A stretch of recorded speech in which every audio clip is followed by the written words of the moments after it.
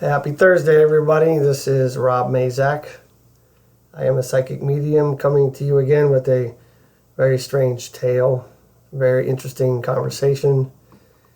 Those of you that have listened to my podcasts in the past will know that I don't script anything and that I just kind of roll with what comes through based on some ideas and experiences or whatever that I've had before this talk.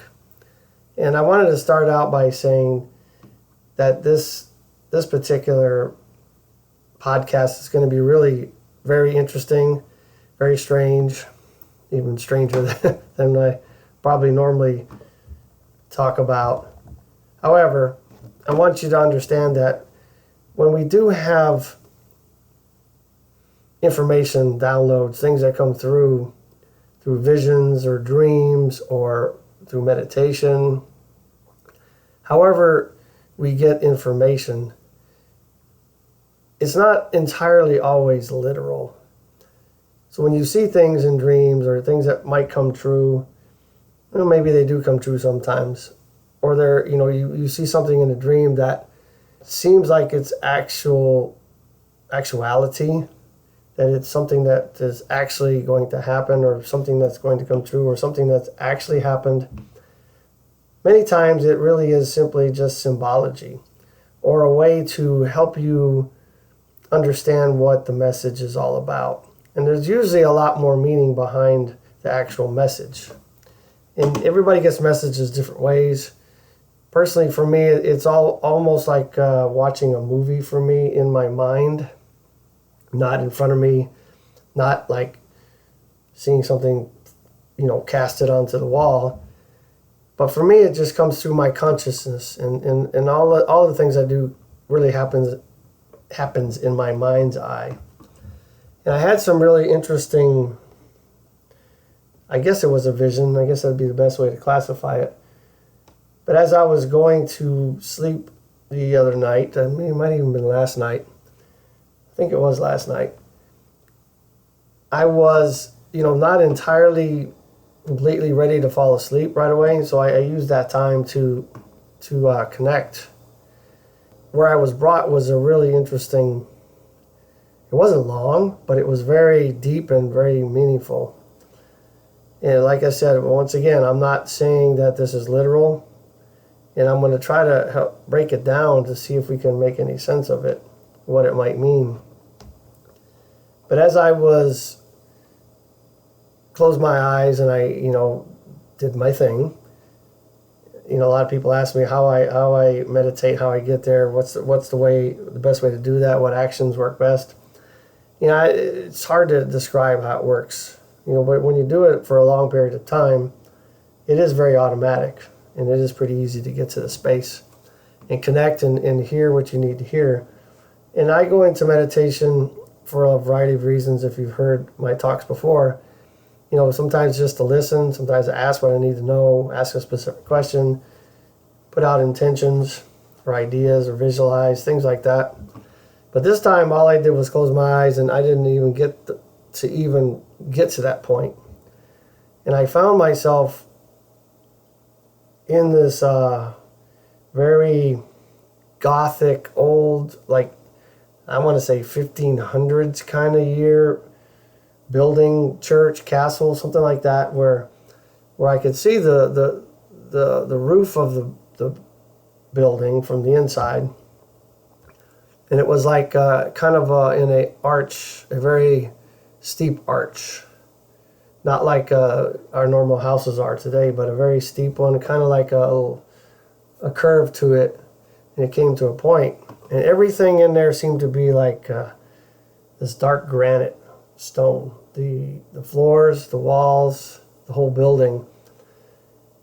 But as I was entering into this building, it was like I was, or like the last vision in a way, the last vision I had, it was like going through like an electric fog. But this one was like as if I was passing through some kind of Stargate or something weird. It was like a lot of flashing lights, a lot of moving pieces. And I just all of a sudden found myself in this building. It's almost like I went from like beam me up, Scotty, like the old Star Trek thing where I was, kind of beamed over into something. Anyway, I don't know how to describe it. Anyway, there I was in this place, and then as I was looking around, my spirit guide walked up next to me, and her name is Quantum, which is a very interesting name for spirit guide. Spirit guides have evolved for me over time. Some step away and let others come in and different things like that.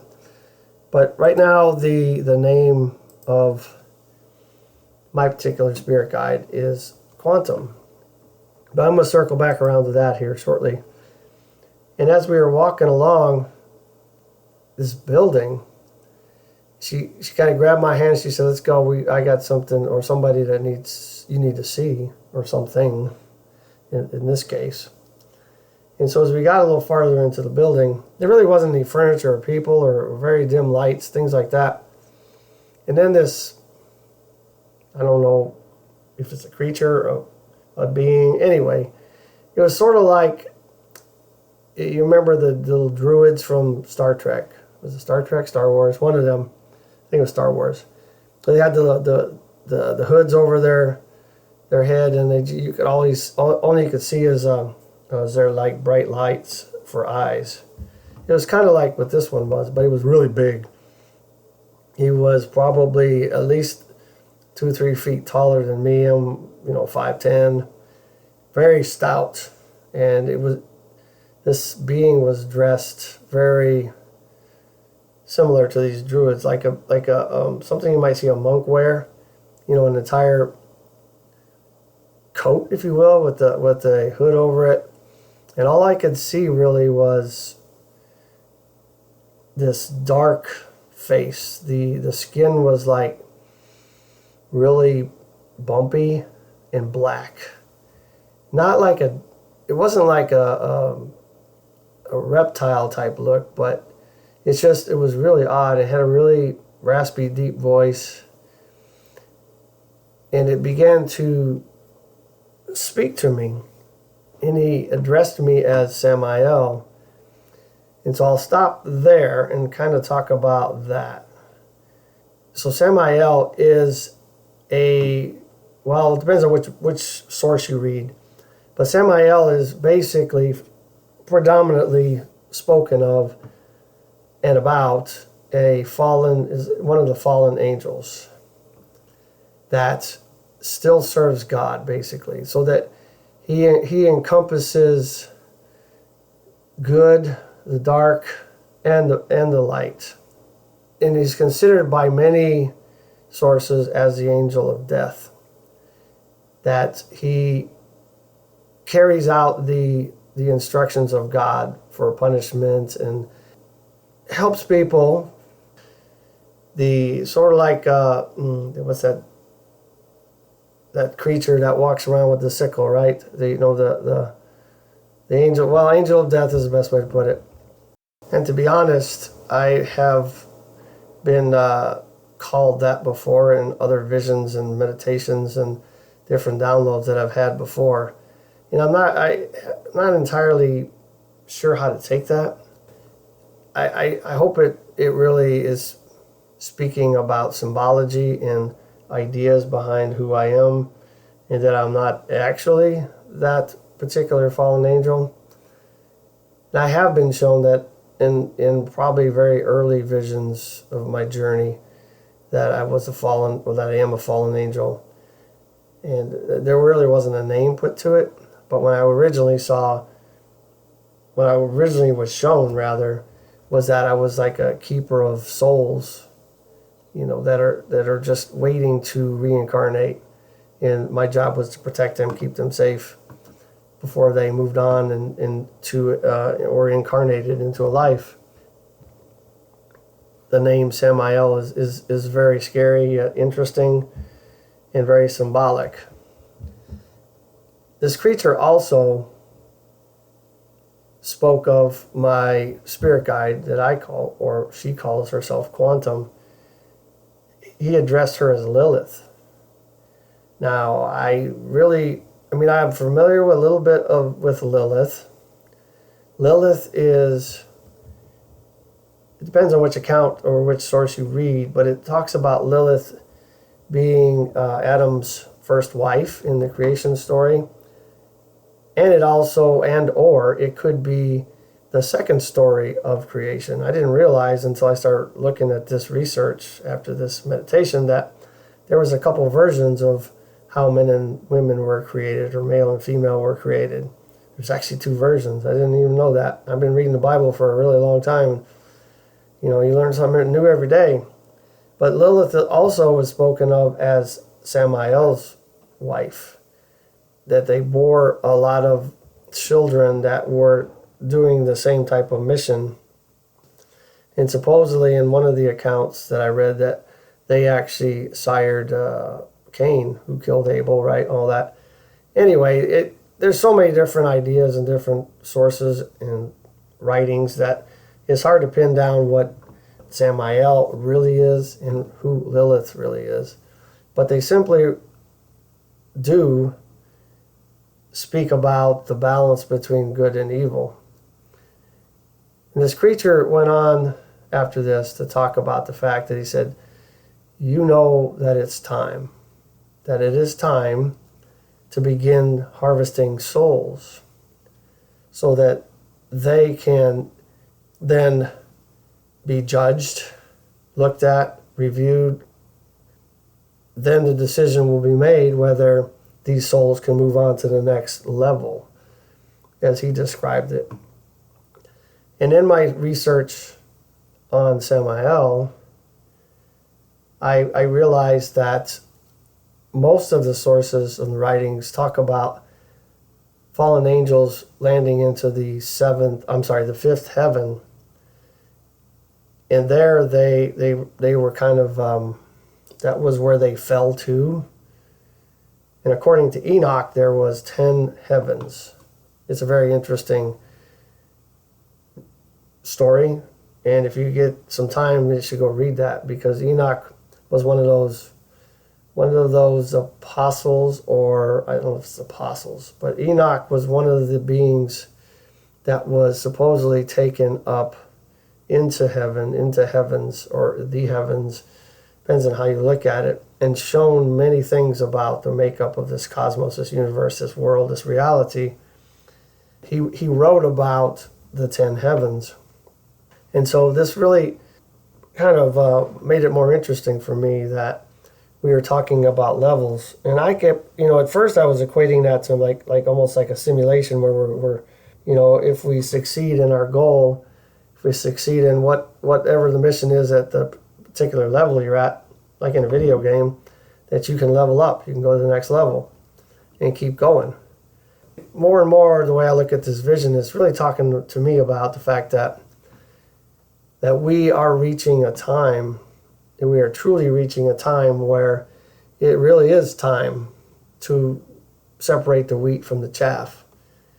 The souls that are here and realize that they're here for ascension and progression and evolution, that those will, for lack of a better word, be able to make the cut, to be able to move up into the next level of training, next level of challenge, the next heaven, if you will, and work their way up. This creature also mentioned, though, that these souls would have an opportunity to work their way up, to eventually reunite with the Creator.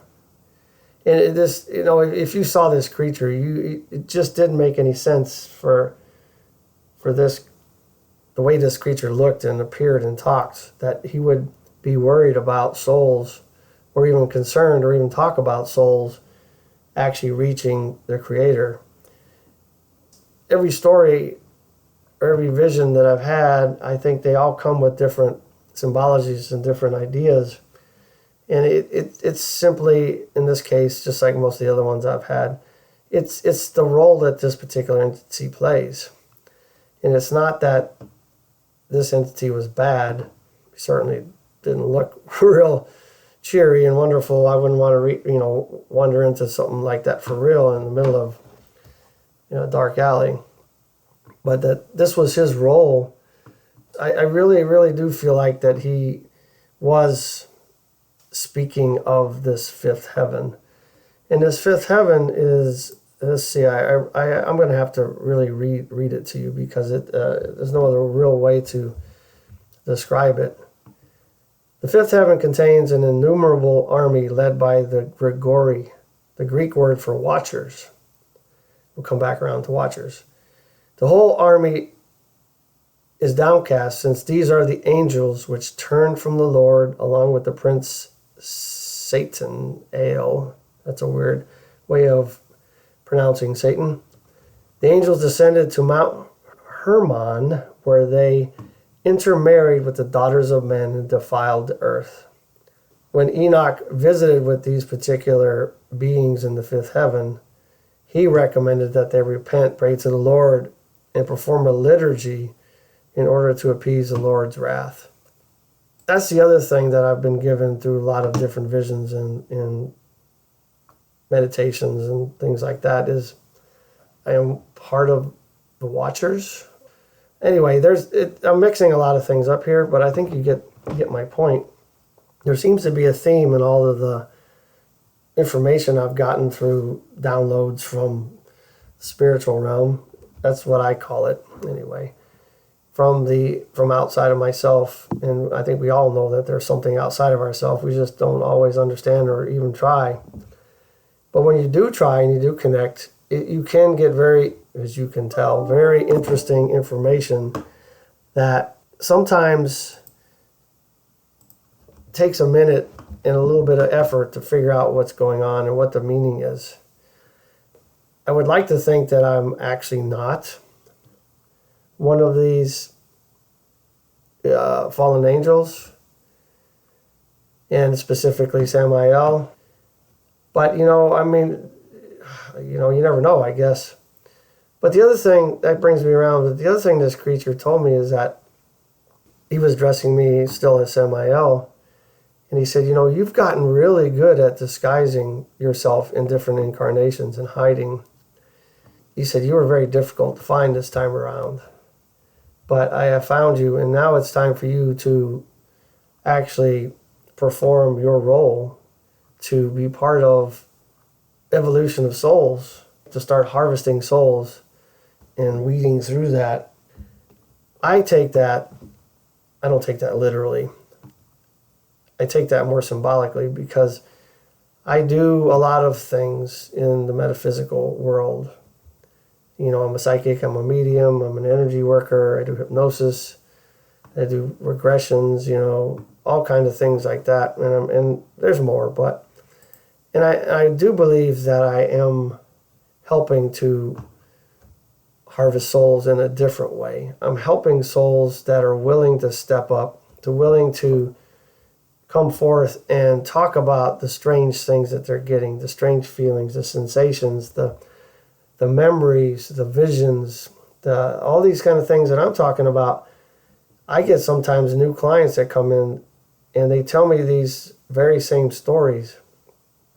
And we can't all be Samael. We can't all be these kind of things. I'm sure there's more than just me getting these things for the same type of idea. So, we can't all be the same. Well, I guess we could. But generally speaking, in the way we know laws and physics, we can't all be the same being.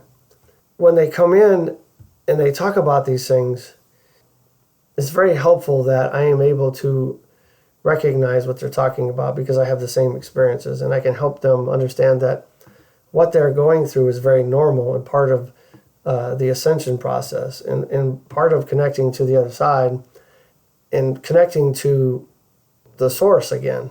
I mean, you can call the source God, Allah, you can call it whatever you want. But I am, in a lot of ways, helping to harvest souls. But there's some pieces here that they're just a little disconnected for me. Because when I was researching these ideas of Samael and Lilith, is I knew enough about both of them to kind of understand what I was getting, kind of what they were saying.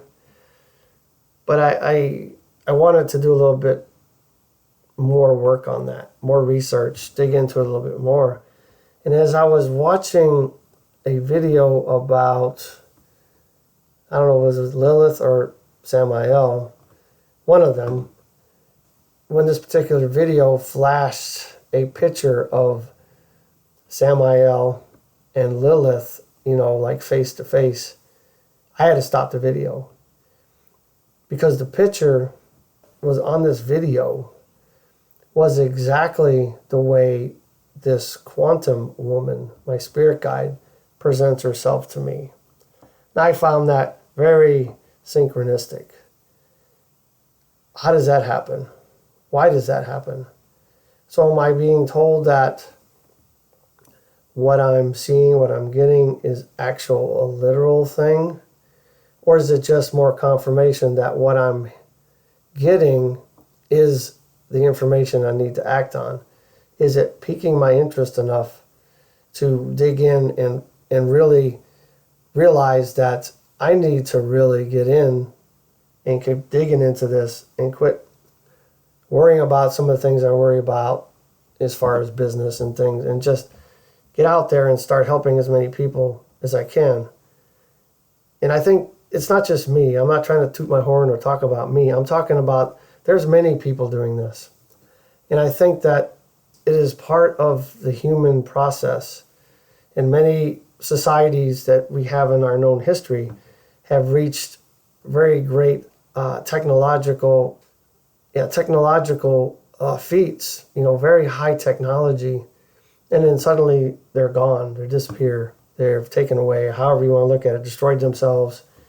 I don't know, there's many stories, right? And so are we on the same pathway? Because our technologies are just astronomical. There's way more going on than they'll ever make public. You can do your research, you can find some really high-end stuff going on.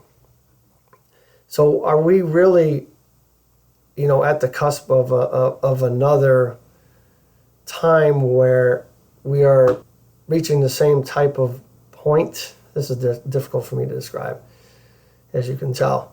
But are we reaching the same point as many of these other civilizations have? Are we going to find ourselves on the other side before we know it? And if that's the case, if we're really ramping up, this is the time, if there is no other time, then to really begin to connect, learn these things for yourself. Because if we're supposed to learn, and we're supposed to connect, and we're supposed to make the cut, so to speak. I mean, if you look at religion, there's all kind of ideas, in the different phrases and different words and different patterns. But there's always that idea that we need to be able to ascend, to get to heaven, to do whatever, that we need to become something different. We need to learn to let go of ourselves, learn to connect with God or the source or the universe or the cosmos or however you look at that, and actually realize who we actually are. Realize where we came from, and that we're all of us are here simply as a spirit having a human experience. And let's just face it, if you were a spirit, an entity before this, a soul, however you'd like to look at that, and you got dropped into this dense reality that we live in this meat suit laden with all these emotions and problems and issues, man, I tell you what, it would be a serious challenge. On top of that, we don't get to know the spirit as a spirit. We don't get to know why we're here, why we chose to come here, what we're supposed to learn. And therein lies part of the problem. I think we have our marching orders, based on what I'm getting, is that it is now time. It is becoming time. The harvest of souls is going to begin. And this is not a prophecy. This is not something I need you to go and put a sign out that says the end is nigh. I'm not saying that. Too many times people have hung their hat on a prophecy and, sold everything and gave everything away and nothing happens. I'm not saying something is coming. I'm saying that this is a evolution of the spirit, This is an evolution of your spirit. This is an evolution of who you are and who you actually are. Not, in my case, Rob Mazak, a male, who's 63. Those are just titles. That's just a naming convention. That's not really who I am. That's my identity that carries me through this experience.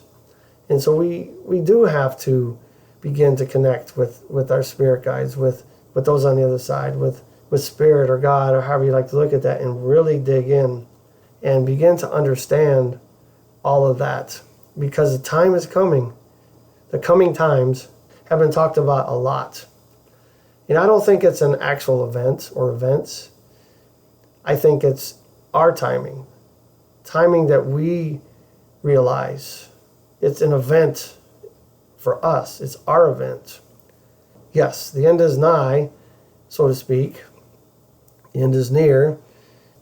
We are at a time now that we can't sit around and wait for something to happen. We can't sit around and wait for the rapture. We can't sit around and wait for the Savior to come. Nobody's coming to save us. We need to work our way that direction. We need to connect. It's not the Savior that needs to come here. We need to go there. I'm not saying it's time for us to leave this meat suit, die, and move on. I'm not saying that. I'm saying we need to really dig into our spirit. Really, really dig into our spirit. Learn to meditate, connect. Learn a lot of these things for yourself. See a lot of these things for yourself. And then do the work, the research. Whatever message you get, put it into practice. There's no sense in connecting to God or a spirit guide or an angel or whatever and getting very explicit information about who you've become and a direction to change that and not doing anything. That's absolutely nonsense. The best way to do things is to get the information, listen to it critically, do something about it. Don't wait until some big black-skinned coat-wearing person walks up to you and says, "It's time." Right? Are you ready? So when you meet somebody like that, or you meet the angel of death, Samael, or whoever is helping you cross over, will you be ready? I think everybody needs to put the time in now, not wait. Because if you pay any attention to this world and what people are saying, everybody's feeling something. Everybody's feeling the shift. Everybody's feeling that veil thinning, so to speak. I don't think it's a real veil, but you get my point. Separation between our conscious and our subconscious, our humanity and the spiritual realm is becoming closer and closer. And this is why most people are experiencing things like I am. But I have a little bit more practice with it. And so it's not super scary. It just is something I know I need to break down and look at and realize what it is they're talking about or what I'm being presented with. And so if you haven't practiced, you haven't put the time in, these kind of things will make you run the other direction. And that's not the point. I challenge you. I do. I challenge you. I challenge you. I challenge you to actually learn to meditate, connect, listen, do the work, get ready. So that when your time is here, you can move up to the next heaven, the next level, the next place, and not repeat the same thing over and over and over again. I would love to hear what you guys have to say about this. I know I kind of went around the bush a lot, kind of rambled a little bit, but I would really like to know what you guys think about this particular talk. About Samael, about Lilith, about this particular creature, the meanings behind it, or what you think it might mean. And I'm open to what other people think. And I would love to share and collaborate with you guys. Go to my website, lifebymazak.com, LifeByMazak. samelaandlilith.com. Look on my contact page, look me up, send me a message, and let's talk. I hope to hear from you again, or hope to hear from you at all. But you will hear from me again. I have lots of more experiences to talk about. I just thought this was a very interesting one I wanted to share. Talk to you soon. Stay strong and live your life.